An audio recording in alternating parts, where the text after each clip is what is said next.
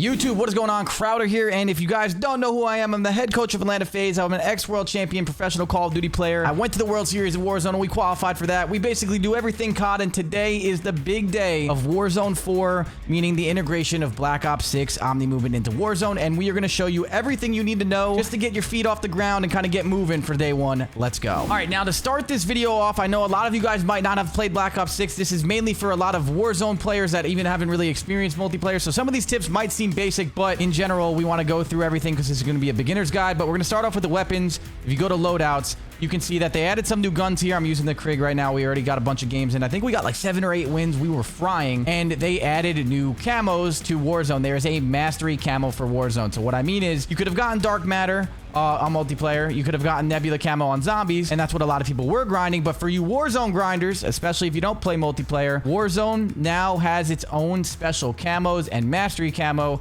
and you can kind of see through all of this. It's going to be starting with eliminations with the weapon, which is super easy. So you just got to get a bunch of eliminations, and then if you go over to the specials, it's going to be things like get 3 kills in a single match 5 times, get 5 kills shortly after sprinting with the Krig, and then you have your gold tiger. You have your King's Ransom, which is like kind of your diamond of Warzone. I think it's all right. It's a little weird. And then these two, I actually do like the Catalyst camo, which is pretty dope. And then you also now have this mastery camo right here. This is going to be the Warzone camo. This one looks a little weird because I have a blueprint on, so let's just change this. And this is what it's going to look like on a GPR. So this is the mastery camo on the GPR right here. I think it looks pretty dope.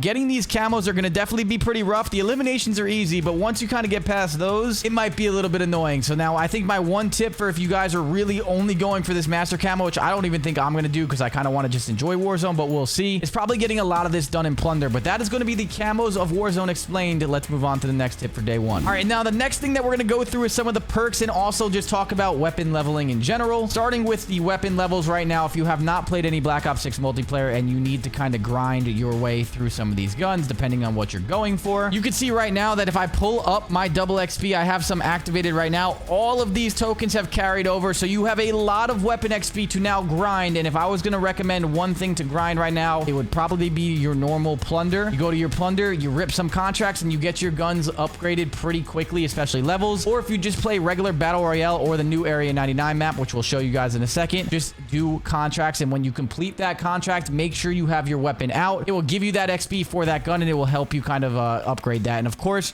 we'll have a much more in-depth guide coming to you guys when it comes to the actual nerdy, super fast way to level up guns, probably within this next week. And now for the perks and stuff, this is going to be a little bit different than multiplayer too. So if you played multiplayer and you already kind of are familiar, you still have some stuff that is going to be new here for Warzone. If you go down over here and you look at your perks, you're going to have perk 1, perk 2, and perk 3, but they're not all exactly the same. So your perk 3 will start with this, just so we're on it. Gung Ho, this is actually going to be important on top of a setting that's kind of weirdly, I don't know if it's bugged or what, but we'll get there in a sec. But Gung Ho basically reduces your movement penalties for reloading or using equipment, and also reloading and tactical sprinting at the same time. This is actually very nice paired up with a perk 2 called Sprinter, but you can use Gung Ho. Resolute's the same thing from Warzone. 15% movement speed bonus if you take some damage. You know your ghost, you're hiding from UAVs. Bird's Eye is going to help your radar, and obviously people can't hide from your UAVs as well. Tempered is the 2 plates instead of 3. And then High Alert in the patch notes normally is kind of the most overpowered perk, but in the patch notes, I'm pretty sure they actually updated it to about 30 meters. And then after that, it doesn't work. So High Alert this year might not be as helpful as you think, but of course that could be bugged. I haven't fully tested it yet, so keep that one in mind when you're using that perk. So that's perk 3. Then moving over to perk 2, you have a bunch of different perks here. Quick Fix, which is always going to be nice. Your health regenerates, triggers on a gun, melee, and throwing knife kills. It's going to be regenerating your health a lot. If you use stims, you can kind of get away with not using that. This is kind of more for the rebirth grinders and all that, or obviously the new Area 99 map. Cold Blooded is going to be immunity to combat scout, immunity to scrambling and EMP effects, and will not trigger High Alert. And that could be huge. Now, it also says undetectable by AR targeting and thermal optics. Last year and the year before that, that didn't work. We're going to have to test that and see if they finally fix that. We're not sure. Please, Treyarch, please. But my favorite perk right now that I'm using is called Sprinter, and it is giving you tactical sprint indefinitely forever, and it is basically the tac boots from Urzikstan. They are so fun. It makes the game so smooth, and even if you don't have these on, you can always pull out your knife for infinite tac sprint as well. So this game just feels a lot smoother with this perk, or if you just want to use your knife a lot too. So Sprinter is my favorite right now. Tracker is kind of common sense. You can see their footsteps. Bomb Squad is going to help you obviously not take too much explosive damage and all the other little things. I'm not really using that yet. Maybe we will. I'm not too sure. And then Quartermaster is basically like your restock, recharge equipment over time. So Sprinter is my go-to. And then you have your perk ones. You have Grenadier, Dexterity, Scavenger, and Survivor. That's what you start off with. When you start off with all this, I think everything here, it doesn't even matter. Unlocking anything for me, I think Dexterity is a must. It just makes the game feel better. It's reduced weapon motion while jumping, sliding, and diving. Every fight that you're going to be in, you'll be jumping, sliding, or diving. So that alone is super, super important. And then it also helps you take less fall damage, kind of like Mountaineer, but not as overpowered. So Dexterity is probably the #1 perk that I would run if I was playing this game right now. And then moving over to the wild cards, you have 4 wild cards right now. They're a little different from multiplayer. You have Overkill, which is equipping 2 primary and secondary weapons. So basically, if you want to use a assault rifle and an SMG, or a sniper and an SMG, or however you want, 2 primary guns, you're gonna need Overkill, which means you cannot have 8 attachments on your weapons. Now, there is a workaround for that, which I'm about to explain, but you also have Bandolier, which is going to give you a munition satchel, which is also kind of something that is new, which I will also explain in a second. And then you have Battle Ready, which is a UAV and a utility box when you pick up a loadout, which is pretty cool. It's not really necessary. And Gunfighter is going to give you 3 extra attachments, which makes 8 attachment weapons. And now the workaround of Overkill, which a lot of people are going to say like, hey, like I always want to have 2 guns. I'm probably never going to use anything else other than Overkill. That is totally fine. But what I've actually been doing to make my first gun like a super weapon is you put on Gunfighter, and you could put on like a pistol. Some of the pistols are pretty good. Some of the akimbo pistols are pretty good. And you have this loadout right here, kind of what I'm rocking. And then you can make a secondary gun. Right now, this is just a marksman rifle. Obviously, this would be an SMG. You can go down to this SOG too. Right now, I only have a 5 attachment SOG because I'm still leveling the weapon, so I don't even have attachments to put it on. You could put on another 8 attachment weapon and obviously buy that as well, so you can have 2 super weapons instead of having to always use Overkill. So, and now for this next section, this is not going to be an in-depth setting guide. I'm just going to give you exactly what I'm kind of doing and using right now, and you can copy and paste this again just to get the, the ball rolling so you can get right into Black Ops 6. Of course, tomorrow, the next day, and so on and so forth, we'll have console settings, we'll have PC settings, we'll have the best graphic settings, we'll have aim guides and everything that you really need. So make sure you are subscribed to this channel if you enjoy this kind of content. I'd really appreciate it. We're almost at 300,000 subs. And you guys are killing it right now supporting this channel. So thank you guys so much. And now to the settings that we're talking about here, the controller settings. I play on controller. I was playing on 9.7 in multiplayer towards the end of my grind. In Warzone, a lot of the smokes, you lose a lot of aim assist in the smokes right now. That's kind of what I'm feeling. So 7.7 is what I've been trying to play on right now. So I have on 7.7, and then if I scroll down, these are my exact settings right here. I'm going to go through the dead zones that I'm rocking, but I am not going to go in depth. Again, this is more of an aim guide or an actual settings video, so that's what you want to do if you want to copy and paste my settings there. And then going over to aiming, this is important. Make sure your sensitivity multipliers are actually correct for like whatever you're using. And then if you go to your advanced aiming settings or your aiming advanced settings here, you're going to have look inversion. I don't play with look inversion on, but make sure your ADS sensitivity transition timing is at instant. When it's on gradual, it feels very weird, and sometimes it's defaultly on gradual. At least it was, so I don't know. I had to change this to instant again. And then your aim response curve type. I am currently trying linear because a lot of people are making pushes for linear, especially with movement. And I'm not too sure which one I exactly like the most. So I'm still testing it out. When I get to the Warzone aim guide and the more I obviously have experience with everything, I will keep trying, back and forth. But if I was going to recommend one thing, it's going to be dynamic or linear, not standard. And then I have the slope scale at 1. So that's what we're rocking for the aiming settings. Target assist on, ADS aim assist on as well. And then the motion sensor advanced settings, I have all that off. Going over to the movement, tactical sprint assist. This is actually nice to know because when I was playing Black Ops 6, I finally figured all this out. You want to make sure you have tactical sprint assist on because it's basically going to be your auto tac sprint from other games, which means it's just going to push you forward and everything of your slot and your movement's going to be really nice. I have the sprint assist delay on 2 instead of 0.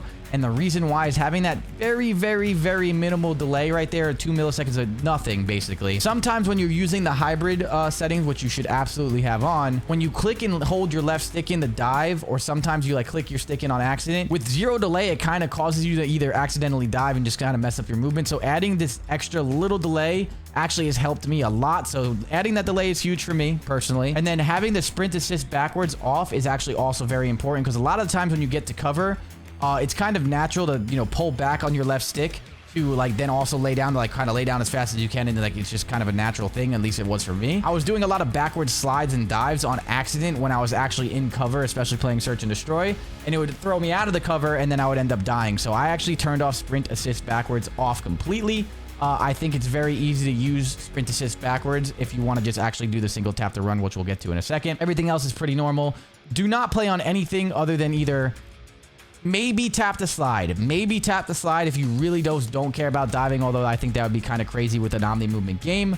And that is the only other setting I would either recommend. It would be slide only. I'm sorry. Make sure you are on slide only or hybrid. Anything else, I don't recommend. Dive only would be crazy. Sliding is the most important mechanic with omni movement. And tap to slide and tap to dive are actually going to have a delay no matter what you're doing. So make sure you have slide only. If you really just don't care about diving, I don't recommend this. But again, hybrid is the best. And we are coming out with an advanced omni movement again soon. So I can obviously teach you some of the stuff with that too down the road. But either way, hybrid.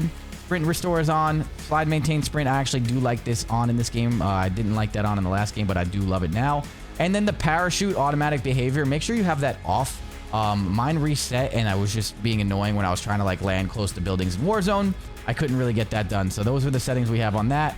Movement advanced settings. This is going to be the important one. So right here, tactical sprint activation. You want to have this on single tap run. So basically all you have to do is click that stick in once. If you want to do a backward slide, you can backwards and like hit that stick in once and then obviously dive if you want to. And again, you can also just have an easier way to activate that tactical sprint. If for some reason that kind of just bugs out. So that's what we're rocking with that. And then going over to combat, this is all pretty normal stuff. Nothing too crazy, but I will just go through it all for you guys for now, just so you can see exactly what we're rocking and kind of go from there. So that is going to be what we're rocking now. All right, so for graphic settings, this is what we're rocking right now. Again, this is exactly what I'm using. Nothing too crazy. Just scroll down up there, scroll down there. I play on full screen borderless. You can play on full screen exclusive as well. And then you can go to quality here. Everything, fidelity cast, 90. That is what we're rocking right now. I don't like having variable rate shading on for me personally. I don't like the way it makes my game kind of look on the outer portions of the game. This does help you get frames though, so it's kind of a preference on that. I'll talk more about that in my settings video when we get there. Maybe we'll try that out again in Warzone 2, but regardless, that's what we're rocking there. And then you kind of scroll all the way down to textures, and you can just kind of copy and paste this. I'm just going to scroll through. I'm not going to explain too much just because this is not the point of the video. And then we go over to view. I play on 105 right now, multiplayer. I have not upped it, but you guys know my recommendation if you've been rocking with me for a while. If you don't, start on 105, see how you like it.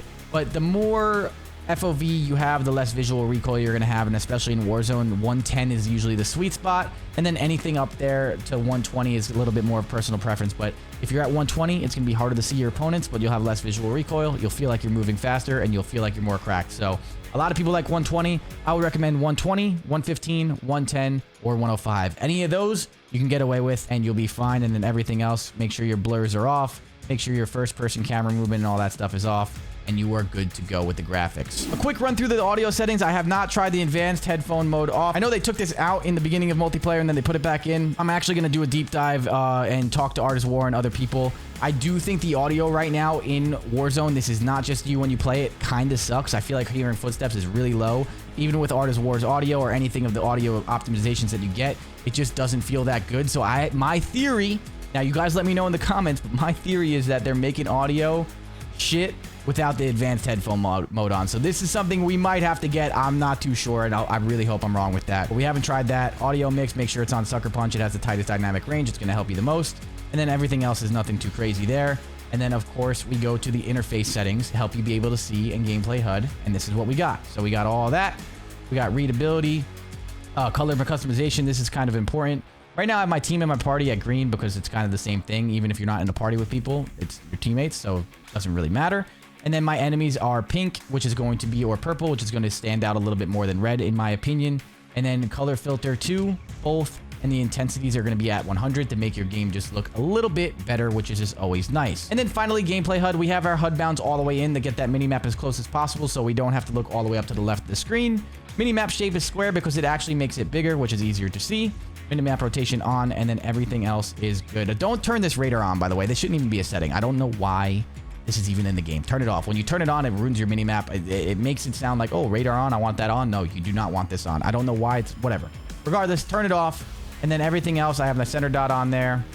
And that's kind of what we're rocking right now with that. So that is going to be all the settings that you need. Now let's move on to some other stuff. And also, do not forget about probably the most important setting to make your game feel a little bit smoother right now. The sprint cancels reload needs to be off. You go to your settings, you go to search, and just put in sprint cancel, and then you see the cancel reloads right here, and you just click that. Make sure this one is off as well. If I didn't actually address this, I'm not too sure, but I wanted to make sure because this is very odd in Warzone when it's on. It's just, it cancels your reload and you just feel super clunky and you can never actually sprint when you're trying to run away from people. So make sure that one is turned off because I'm pretty sure it overrides gung ho. It was just kind of bugging out for me. So that's important. So yeah, that's also a very important setting. And I know I mentioned that earlier. We have an advanced movement guide coming out. I have basically played over 100 hours in Black Ops 6 already with Omni Movement. I have done a lot of watching the best players and the professional players that I coach and all the stuff play with it. And I know that I mentioned that we have a more advanced guide coming out. Basically, I have over 100 hours played on Black Ops 6 because I have absolutely no life and I've tested everything that you guys need to know when it comes to Omni Movement. So we're going to be making that video soon. But for the day one Warzone guys right now, what Omni Movement really is, make sure you have that hybrid setting on for the reason of what I'm about to show you. And Omni Movement is you can kind of sprint in any direction that you want. You can go left, right, diagonal, any direction. You can sprint in a circle, and you can also dive, aim in, shoot, and look around. You can just be very, very mobile. In old games, basically, when you dove, you can really only do that.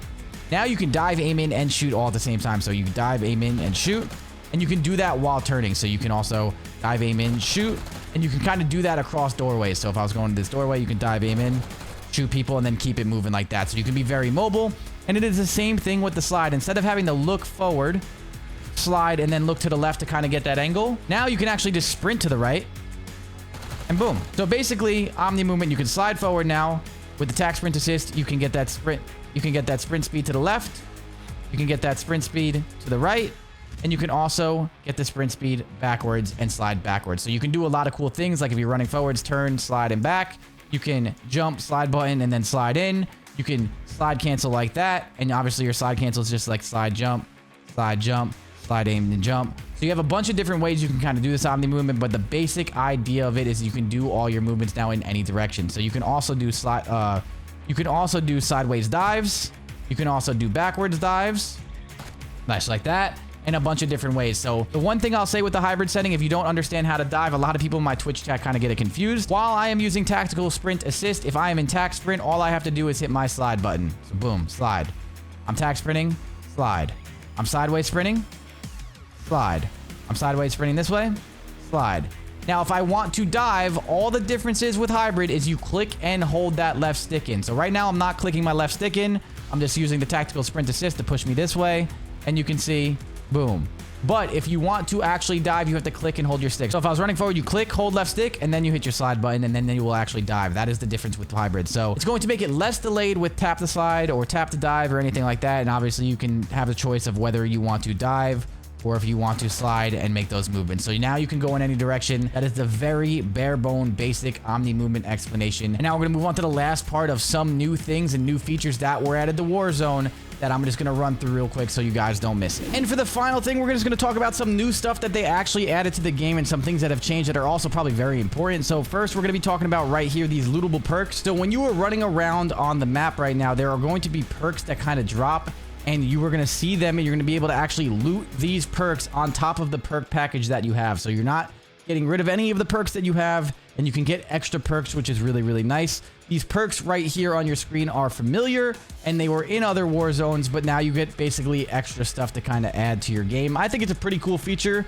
I like what it's about, and it's definitely something nice to make sure you're not just running by that loot while you're playing, especially on day one. These can be very, very helpful for reses and gas plays and stuff of that sort. Next up, we know that they did take away the backpack inventory system. If you didn't know that, now basically you cannot stow a bunch of smokes and all of that stuff.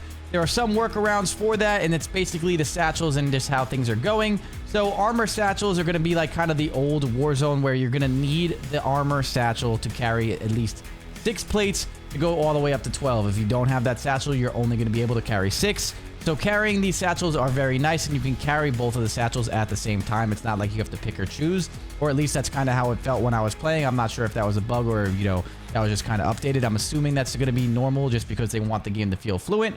And then also in the patch notes, which they don't show you, you do as well have a munition satchel, which is going to increase your ammunition capacity for all weapon types and also increases your equipment capacity to 2 to 4. So now you can have 4 stim shots, you can have 4 smoke grenades, and that is kind of the workaround of the backpack system. I actually kind of hate this. I feel like if you're going to take out the backpack system and people aren't spamming smokes as much, I feel like this shouldn't even be in the game, but it is. And there's also a third satchel called the equipment satchel, which is going to also allow you to have field upgrades and stuff like that and all things, score streaks, but nothing too crazy. So those are the new satchel upgrades that you can kind of get right now off the ground loot in the game. We do have a new equipment, which is going to be the spring mine. This is basically just like your prox mine. I feel like this one's a little bit faster to explode and a little bit stronger. This could be something for you guys that like to sit in those houses and hold down those buildings. They did add new kill streaks as well. You have your care package, your napalm strike, your SAM turret, and now your sentry turret, which can all come in handy. And this next one is going to be the field upgrades. The scrambler is like whatever. It's not going to be super crazy. It's kind of nice to kind of mess up some people's mini maps, but nothing too wild. And then war cry, rally your team, improving nearby allies movement speed and health regen for a duration. So it's basically like a team battle rage. This one is really nice to use, especially when you're in a squad trying to push a building. So make sure if you see war cry, you're picking it up and you are using it with your squad, not just for yourself. And the last thing that I'm going to explain to you guys right now is if you go to your builds, and now this is something that I'm not sure if this is bugged. They did mention it that they were adding damage ranges and bullet velocities to suppressors again, but when you go into the game, you can actually see that it's not saying that it does that. So we're going to wait for some weapon testers and stuff to kind of really get to the bottom of that, but I'm pretty sure suppressors are going to be pretty important this year if that is the case, but I'm not too sure what will be better. Will it be suppressors and obviously not kind of losing that recoil, which is basically the only vertical recoil you'll get? Is that compensator? Or depending on the range and the damage range and all that stuff, we kind of have to wait and see. So suppressors might be better than you think, but we have to wait and see as well, but keep that in mind. But that is basically everything you need for day 1 of the Warzone 4 integration, or whatever we're calling this. Hopefully this helped you guys out. Get the ball rolling for your Black Ops 6 experience. And if it did, make sure you guys like, comment, follow, subscribe to the channel and all that stuff. And I will see you guys all in the next one. Peace out and go enjoy Warzone.